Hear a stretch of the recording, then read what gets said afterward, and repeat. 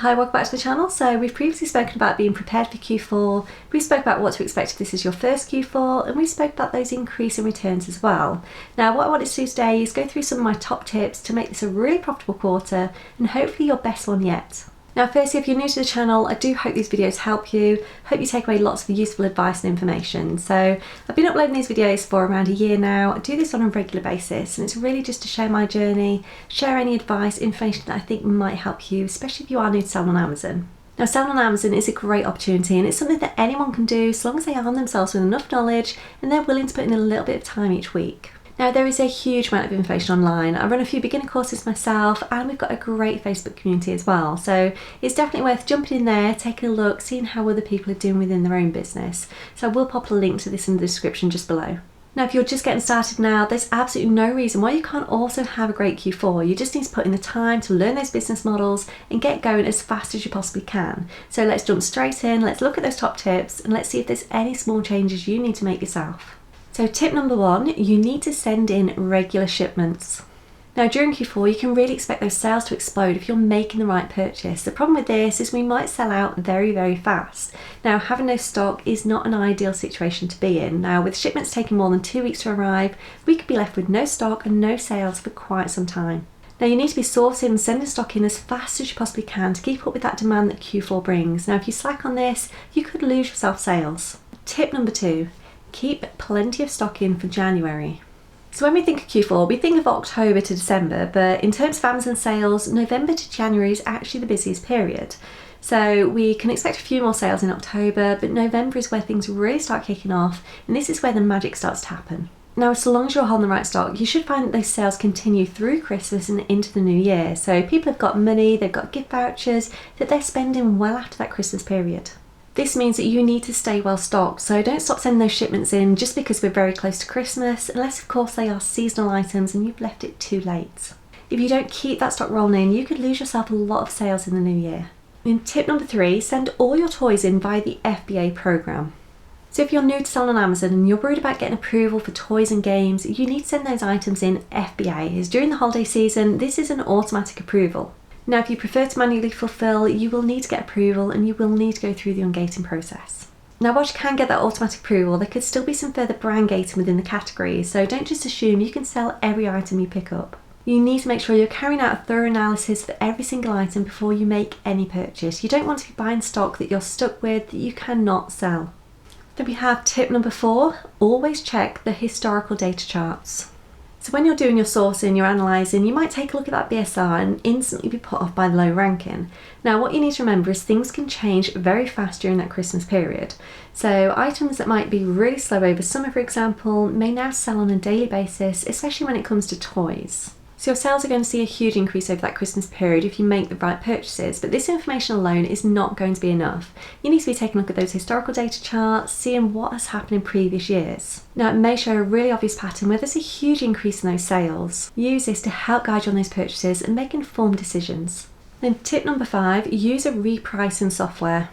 So if you're sending in regular shipments with lots of different ASINs, you're going to struggle to reprice all those items manually. So going through them one at a time, multiple times a day, will take up a huge amount of time. That time would definitely be better spent somewhere else like sourcing. So if you don't already use a repricing software, I think now is definitely the right time to get stuck in, get signed up to one. So I've trialled a number of different ones, but the one that I'm using now and the one I'm quite happy to stick with is Profit Protector Pro. So it's an algorithmic based repricer, it's really simple to use and it comes with an app as well, so if I really want to I can change my prices when I'm out and about on the go. Now they do also offer a 30-day money back guarantee, so if you do sign up, you don't get on for whatever reason, there is absolutely no risk to you whatsoever. I honestly don't think you'd want to cancel though, so I would recommend you go try it out, see how much easier it makes life, not having to do all that manual repricing. So tip number six, use cashback sites and store loyalty schemes. So we briefly mentioned this in a previous video, but if you're doing online arbitrage, make sure you use a cashback site like Top Cashback or Quidco and use it every single time you make any online purchase.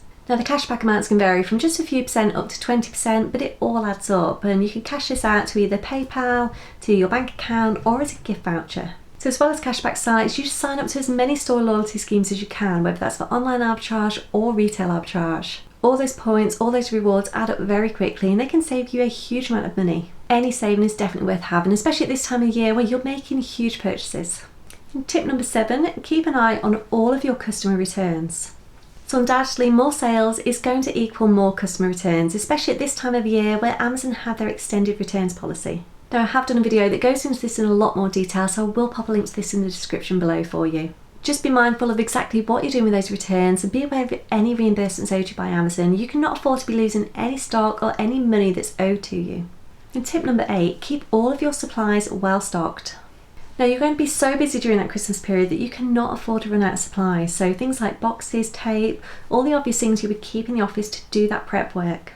Try and plan ahead. When you place that next order, try and get enough stock to see you into the new year. This will just save any unnecessary stress if you run out during the next shipments. If you can't send parcels in because you have run out of tape or you've run out of boxes, this could potentially put you back on those sales.